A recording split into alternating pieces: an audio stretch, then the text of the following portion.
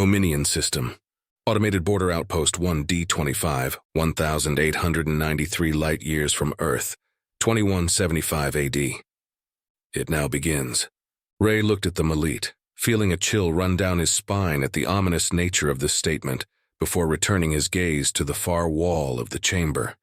On the holoscreen, he saw 4 Malit dreadnoughts shimmer into existence. They had a length of 12 kilometers, a beam of 5 kilometers at their widest points, and were 2 kilometers in height. They had an elongated diamond shape, and their hulls were a silver metallic color that scintillated, looking like massive gems in the darkness of space. The 4 dreadnoughts each appeared at the same distance from the star, and they were positioned directly in the center of the 4 quadrants of the solar system, effectively controlling all 4 sections. On the screen, he saw all 4 of them flash a blinding pulse simultaneously. "What was that?" he asked the Malit, his eyes glued to the sensor readings that tracked the invisible waves as they propagated through the system at the speed of light like ripples on a still pond. The Malit responded, pointing to the screen as he answered. "Those are null field dampeners. They will prevent any ships from activating their null drives and fleeing the system for the next solar day, except for our vessels. Any ships hiding in null space will also be affected by them and will be pulled out into real space, sometimes catastrophically. That's why I had you order the rebel fleet to exit." Ray nodded silently, astounded by the revelation of the technology. The Republic needs to know about this and figure out a countermeasure, he thought to himself as he continued to act like what he was just told was not the major intelligence coup it was, wondering if the Malit slipped up by telling him, or just didn't care that he now knew. He watched as all 4 of them activated their shields, seeing them shimmer and undulate along the hulls as the emitters joined all their individual sections to form a whole before becoming invisible. The smooth, unbroken lines of the hulls started changing as openings and constructs appeared, and the emerging weapons systems now gave the beautiful ships a dangerous aura. The holoscreen flared brightly as all 4 dreadnoughts opened fire, their particle accelerators finding and destroying any fusion missiles and nuclear mines hiding nearby as they winked out. The range of the Maiti particle weapons was tremendous, at least 3 times the distance of the war beams of the Republic null ships. Once they cleared the local space around them, they accelerated, and 2 of the dreadnoughts headed for the boundary of the inner system towards the remaining forts. The other 2 circled the star in a patrol pattern that would clear the outer system as their hundreds of beams continued to find and destroy missiles and mines. The dreadnoughts in the outer system were moving at incredible velocities, their reactionless drives propelling them to 20% the speed of light as they continued to clear out the space around them. The 2 other dreadnoughts flashed into null space before flashing out again outside of the perimeters of the forts. The forts fired at them, and he saw the impacts of their powerful particle beams splash harmlessly against the force fields as the Malit vessels returned fire, easily destroying the massive stations with just a few shots as they continued along their courses, heading towards the others that still remained. The Ominians had been sending frantic messages to the Malit ever since they appeared, and the Malit did not respond once as they continued to destroy the military infrastructure in the system. An hour passed, and the entire outer system's defenses and minefields had been cleared by the 2 dreadnoughts. After they had done that, large openings appeared on both dreadnoughts, and 36 smaller Malit ships the size of Republic corvettes emerged from them and swarmed out, headed towards the outer planets, and any non-military or civilian infrastructure still present. The smaller Malit ships destroyed every single outpost station and orbital networks that still remained, as well as any ground structures on the outer planets. Ray heard the pleas of the Ominians that were on those structures and planets, begging for mercy, before becoming silent as the Malit ships fired on them without hesitation. The Malit script on the holoscreen kept changing as their vessels continued to destroy everything, and he saw the number of Ominian dead, already in the millions, rapidly rising.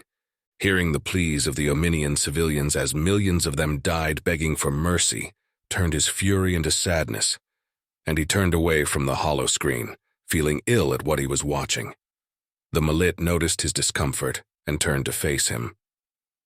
"My human child, it gladdens me to see that your desire for vengeance and punishment has turned to anguish and despair. This is not easy for us to do, and we will carry the burden of what we do here for the rest of our existence. This is a lesson that must be taught, and we must be the ones to teach it." Ray nodded and forced himself to turn back towards the holoscreen. The two dreadnoughts and their smaller vessels flashed into null space, leaving behind a smoldering graveyard devoid of life in the outer system. They exited null space just inside the boundary of the inner system and proceeded to find and destroy every single piece of non-military infrastructure they came across that was bypassed by their sister ships. Orbital stations, research labs, mining depots, and habitats filled with hundreds of thousands of souls disappeared as particle accelerators erased them from existence. The other two dreadnoughts that were already there had cleared all the military infrastructure and defenses before moving on. They were currently bombarding and scouring the fourth planet, destroying the domed cities on the surface that hundreds of millions of Omnians had called home for generations. In desperation, the Omnians fired all their last remaining fusion missiles at the dreadnoughts, and the abominations were hunted down and destroyed by the dozens of Malit corvettes as they screened their motherships. Force fields flared brightly as they absorbed the radiation of the fusion missiles, deflecting the deadly rays from the ships. Seeing that the missiles were destroyed, the Omnian AI suicide boats were activated and they swarmed towards the four dreadnoughts. The hollow screen was dimmed to compensate for the miniature suns that were created as hundreds of the suicide boats were destroyed by particle accelerators and antimatter torpedoes from long range. There were almost 2,000 suicide boats, and hundreds of them made it through the Malit long-range weaponry, burning their engines and executing evasive maneuvers well beyond the normal thresholds. There were no fragile biological life forms for the AIs to worry about smearing against the bulkheads, and they continued on, expertly dodging the weaponry that was firing at them. The Malit ships activated their secondary weapons systems, and the space around them became a maelstrom of destructive energy as particle beam turrets, antimatter torpedoes, and gravimetric charges were fired, destroying dozens of suicide boats. 3 of the AI ships made it through the defenses and were less than 3 seconds from impacting a dreadnought when a Malit corvette intercepted them and self-destructed in their path. The corvette overload was tremendous, and it took the 3 ships with it as their own cores, already in a state of barely controlled overloads, went off. The sheer magnitude of the explosions took out another 24 AI ships, as well as 5 other corvettes that were in proximity, triggering a deadly chain reaction that hit the port side force fields of the targeted dreadnought with an almost incalculable amount of energy. The force fields intercepted the energy, flaring brightly before they turned a deep, dark red. They finally collapsed as the emitters burned out, and Ray could see the armored hull of the dreadnought boil under the onslaught of the destructive energy before it turned into slag and collapsed inward. The port side of the dreadnought suffered from dozens of hull breaches that shot out frozen fluids as the massive vessel bled from its wounds. Lights throughout the ship flickered, and it stopped firing on the planet below before suddenly flashing into null space. Ray stared in shock, not believing that a Malit dreadnought could be harmed, let alone enough to cause it to retreat. He turned to look at the Malit standing next to him. "Honored Elder, I grieve for the lives lost on those ships." The Malit turned towards him. "No lives were lost. Our ships have no biologicals on them. Your grief is not necessary, though appreciated." Ray stared at the Malit beside him. That would explain the lack of explosions or decompressions, but hearing that those massive ships were uncrewed by the Malit disturbed him. He fervently hoped those ships had kill switches like the Republic null ships did. One of those dreadnoughts could decimate the entire quadrant if it went rogue. "I'm glad to hear that there were no honored elders on those vessels." He turned back towards the hollow screen and the carnage it displayed, seeing that the rest of the suicide boats had been destroyed. Another dreadnought had lost several field sections and was moderately damaged but still fully functional. 3 additional Malit corvettes had been destroyed. They self-destructed to take out the last remaining groupings of the AI suicide boats as they tried to ram the dreadnoughts. They finished bombarding the 4th planet, and the 3 remaining dreadnoughts turned ominously towards the 2nd planet, the Omnian homeworld. The 32 surviving corvettes accelerated ahead of their motherships and surged towards the third planet to take out the shipyard and the rest of the orbital infrastructure above the planet, as well as the few structures that were on it. The dreadnoughts accelerated, and within a few minutes they entered the orbital space of Ominia. The 3 ships orbited the planet, and within 30 minutes they destroyed the last remaining shipyard, 16 forts, 2 space elevators, and every other large structure orbiting the planet. The Malit ships ignored the 200-plus strong fleet that was parked above the northern pole of the planet, the dampening wave already having reached them and inhibiting their null drives. The commanding officer of the fleet had sent a message declaring their surrender some time ago, and their weapons and fusion cores had already been powered down by the time the Malit ships reached orbit. The Ominian government had been issuing broadcasts of unconditional surrender non-stop, and the Malit continued to ignore them as they ominously directed all their weaponry to the planet below. The Malit corvettes, which finished taking out targets on the third planet, now joined their motherships in orbit. They assumed positions that covered the entire surface of the planet, before firing on the thousands of satellites surrounding it, and blinding the Ominians on the surface as the satellite network was destroyed. Ray asked the Malit for permission to sit, his legs and feet hurting from standing for so long on the hard granite tiles. He was also afraid that he was going to collapse and embarrass himself, as his legs trembled slightly from the emotional turmoil he had undergone for the last few hours. A perfectly sized seat emerged from the ground behind him, and he lowered himself into it gratefully, thanking the Malit as the seat shifted to conform to him. The android appeared out of nowhere, scaring him as it offered him a tray with water on it. He took the water, glaring at the android before greedily emptying the glass container and spilling water down his chin. He wiped his mouth with his sleeve and resumed looking at the holoscreen, waiting to see what the Malit would do next. He did not have to wait long at all. At the same time, every dreadnought and corvette fired on the surface, their invisible beams now observable as they entered the atmosphere and ionized the air with their passage. Thousands of land-based missiles were fired at the ships, and they were all shot down before reaching orbit. The Ominians activated their antiquated planetary defense laser batteries, and they were systematically destroyed as the Malit ships detected their power signatures, the few successful laser strikes splashing harmlessly against their force fields. The Malit ships attacked and destroyed every single military target on the planet over the next hour, destroying the planet's ability to ever be a threat again. They then targeted power generation and communication systems, plunging the nighttime side of the planet into darkness and leaving the entire planet without power or communication networks. The billions of frantic messages among the populace were suddenly silenced, and Ray could barely imagine the terror they must now be feeling. Planet-wide industrial, distribution, and transport infrastructure were destroyed. The Malit also detonated devices in the atmosphere that sent out EMP pulses that covered the entire planet, causing almost 500,000 aircraft and shuttles to fall to the ground after they lost power.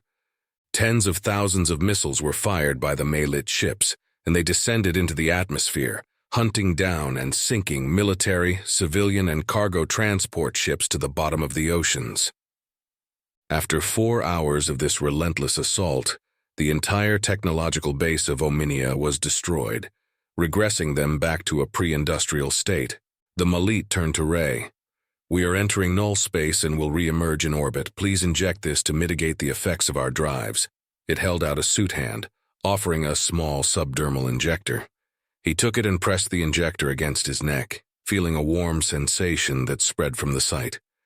A few moments later, he felt a slight disjointedness as they entered null space, and the holoscreen changed to show the shimmering gray void of null space as the station moved through it.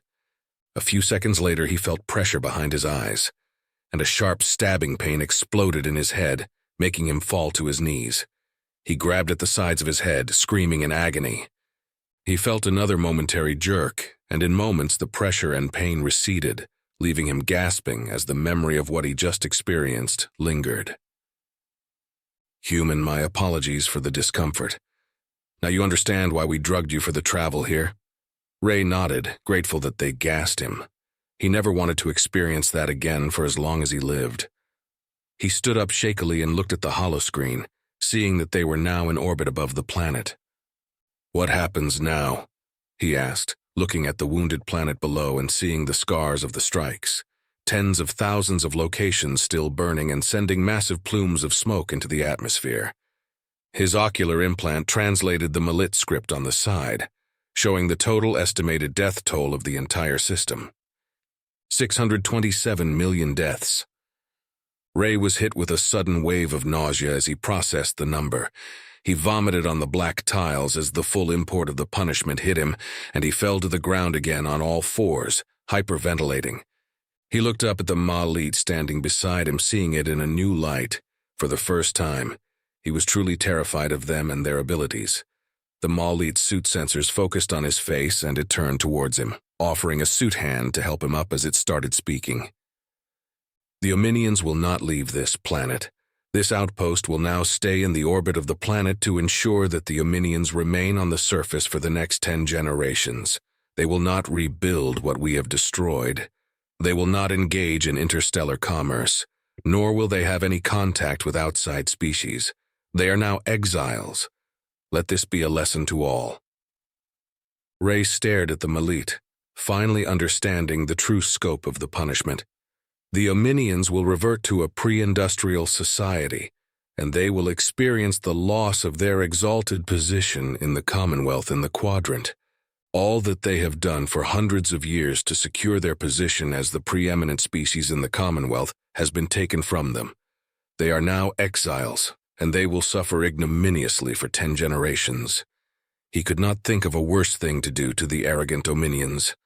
Only extermination would be a crueler fate than the one they would now experience. The Malit pointed to the holoscreen, and he saw that a small construct that had been released by the Malit in orbit had entered the palace of the director. It smashed through the walls and shrugged off attempts by the palace defenders to shoot it down, its shields flickering as it returned fire, sending small bolts of plasma towards its attacks that left gaping holes in their torsos. After a dozen defenders died, they ceased their attacks and fled the grounds, and the construct continued penetrating the palace, heading directly towards the director's chambers. A minute later, the holoscreen changed and showed the inside of the chambers that it had entered after blasting down the solid alloy door that futilely tried to bar its progress. The Omnian director, the leader of both their government and the former Commonwealth government, was on the screen. The Omnian's normally violet skin was a pale pink, and it had a haggard and defeated expression. The Malit spoke in Omnian, its synthesized voice expertly vocalizing the melodious language. Ray's translator performed its function, and he heard the words translated into Republic Standard. "You have violated the Treaty of Sirius, and you have shown that you are an evil people, consumed with power and greed. You and your descendants will know 10 generations of want and privation, and you will suffer the indignity of going from master to servant." The director started speaking, and Ray winced involuntarily as he saw an electrical charge shoot out from the construct on the floor and envelop the director. The energy charge caused it to scream and convulse as it fell to the floor and started foaming at the mouth, before the electrical pulse abruptly ended.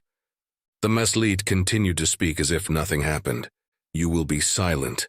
You will not rebuild any infrastructure. You will not restore power. You will refrain from using any technological devices that may remain or attempt to build any. You will know the toil and suffering of your ancestors.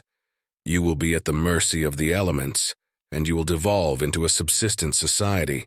Perhaps your descendants will emerge as a better species for it." The director was still on the floor, looking at the construct with glassy eyes as it listened to the Malit in silence. Struggling to sit upright, the director feebly pushed itself up and breathed heavily before silently bowing its head in acquiescence to the Malit demands. Seeing the bow, the Malit raised both suit hands in a palm-out gesture towards the holoscreen and the Omnian director. "Judgment has been rendered." The holoscreen disappeared, and the wall it was on returned to its glossy black surface. The Malit exosuit turned and left the chamber without saying a word to Ray, who remained seated in his chair, staring at the wall that had shown him an entire species being brought low from their once lofty position. CWS Ancestors Glory flagship of the Commonwealth Liberation Navy. Commodore Therax and the rest of his bridge crew watched the video that was being broadcasted by the Malit automated outpost in orbit of the Ominia, listening to the Malit sentence the Ominian species to 10 generations of exile. The video ended, and the view screen returned to displaying the sensor information that was on it before as the battle AI listed and categorized the damage inflicted by the Malit ships. All traces of Ominian presence throughout the system were destroyed, and for the first time in almost 700 years, the solar system was almost completely silent. Save for the over 200 Commonwealth ships trapped in polar orbit, there were no signals, emissions, or bursts of radiation that signified the presence of an advanced society. The near silence was profound, and it was mirrored on his bridge as the true extent of the Malit actions became evident. Therax got off his chair and exited the bridge, pressing the lift icon to take him to Deck 3. He exited the lift when it arrived and quickly walked to the aft section of the ship where the ancestral shrine was located. He entered a booth and closed the door behind him before lighting the single candle in the center of the room on the floor. There was nothing else in the booth, and he kneeled before the small flame as it flickered, casting shadows on the dim walls. He bowed his head and began to pray. Honored ancestors, thank you for saving my soul. My desire for retribution blinded me to the fact that I would have become the very thing I was fighting against. I should have known better. May Joe, I almost failed you. Please forgive me for the dishonor I was willing to bring upon your name and the names of those who died with you for a selfish moment of vengeance. Instead of wishing you were here and asking your spirit for your advice, I should have been emulating you. This is the last time I forget the example you and your crew set for us in the Jelini system. I am Nikuli, and I thought my species knew what honor was. I now realize that somewhere along the way, we forgot the meaning of the word. We were so focused on trying to maintain what little we had managed to preserve under an honorless government that we forgot the truth about it. You showed us the way, and I cannot believe how close I came to forgetting. I am so ashamed, and if I did what I wanted in my moment of weakness, I know that you would not have been there to welcome me with open arms when my time to join you came. You would have turned your back on me and declared to the ancestors, I do not know him. He is not one of us. My venerated ancestors would have heard you, and I would have been cast back into the river, my soul forever lost as I drifted to the sea of wickedness to join the ranks of the unworthy. I do not know if you somehow interceded to save my soul and the lives of my crew by bringing the Malit. I do know that I will never besmirch my honor because of the actions of others again. For the rest of my days I will remember you and your way, and I shall never again stray from the path you have laid for me. Thank you, my friend. Therax leaned over the candle in front of him and gently blew it out. He stood back up and headed towards the booth door, sure of his footing in the dark, as his photoreceptors compensated for the lack of light. He headed back towards the lift that would take him back to the bridge. Along the way, he passed several crew members, and he saw the change in their faces and bearings. They were full of newfound hope, spared from undertaking a genocidal act that would have dishonored them for the rest of their lives. He entered the lift and pressed the icon to take him back to the bridge. He felt the burden of all the death, loss, and suffering they had gone through lifting off of him, and for the first time in over a solar year he smiled, baring all his fangs in true happiness.